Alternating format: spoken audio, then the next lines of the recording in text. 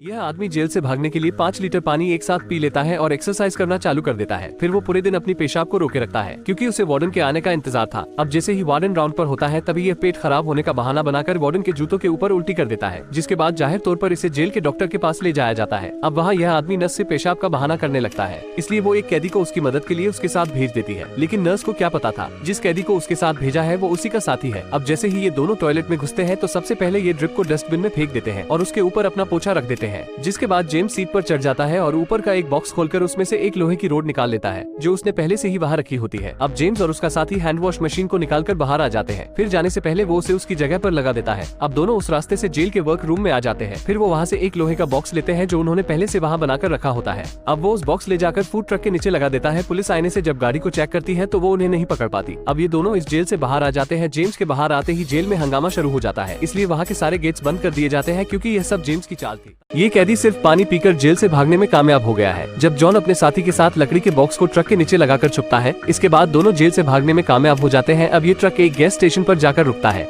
तभी ये दोनों उस लकड़ी के बॉक्स को हटाकर बाहर निकल जाते हैं, जहाँ पास ही में एक गाड़ी खड़ी होती है और यह उसमें जाकर बैठ जाते हैं, जिसे एक लड़की चला रही थी जो इन्हीं की साथी थी। इधर जेल में इनका एक और आदमी होता है जो खाली नहीं बैठा था। वो जेल में हंगामा करने के लिए अपने सामने वाले आदमी को उकसाने लगता है। तभी कैंटीन में हंगामा हो जाता है। अब सब कैदी इसका फायदा उठाकर वहाँ के गार्ड्स को मारने लगते हैं। तभी एक गार्ड्स ये देखकर इमरजेंसी अलार्म बजा देता है, जिसे सुनकर वहाँ का वार्डन जेल के सारे गेट्स बंद कर देता है। अब यहाँ के कैदी गार्ड्स को बंधक बना लेते हैं और उनके बदले वार्डन से कुछ डिमांड करने लगते हैं। जब वार्डन डिमांड नहीं मानता तब वो सारे सीसीटीवी कैमरे को आलू से कवर कर देते हैं। फिर वो फॉइल और प्लेट को लेकर सारी खिड़कियों को सील करने लगते हैं। ये देख वार्डन को कुछ समझ नहीं आता कि आखिर ये सब क्या हो रहा है। एक पुलिस वाला इधर और सिक्योरिटी बुलाने के लिए कॉल लगाता है, लेकिन वार्डन मना कर देता है क्योंकि उसे अपनी नौकरी बचानी थी। लेकिन उसे क्या पता था कि बाहर उसके कैदी एक बड़ी चोरी को अंजाम देने वाले हैं। कैदी पानी की मदद से जेल से भागने में कामयाब हो गया। अब जॉन के साथ ही कुछ कॉकरोच लेते हैं और उन पर ये लड़की कलर करने लगती है, जिसके बाद ये दोनों एक सुपरमार्केट से 2 फावड़े और वाटर पंप ले लेते हैं। जब सारी तैयारी हो जाती है तो वो एक केक की दुकान पर आकर एक केक खरीदते हैं। क्या इनमें से किसी का बर्थडे था? नहीं, ये भी इनके प्लान का हिस्सा था। फिर वो उस केक को ले जाकर एक महिला को पार्सल कर देते हैं, जो एक वोल्ट मैनेजर होती है। वो उस केक को अपने सभी एम्प्लॉइज को बुलाकर उनके साथ शेयर करती है, लेकिन उसे नहीं पता था कि यह केक किसने भेजा है। तभी एक लड़की आकर उसे बाहर आने को कहती है क्योंकि बाहर किसी ने उसकी कार को डैमेज कर दिया था। बाहर खड़े 2 पुलिस वाले भी चोर होते हैं जो पुलिस की वर्दी में आए थे। अब वो कार देखकर दोबारा अंदर जाती है, तब तक वोल्ट का दरवाजा भी बंद हो जाता है,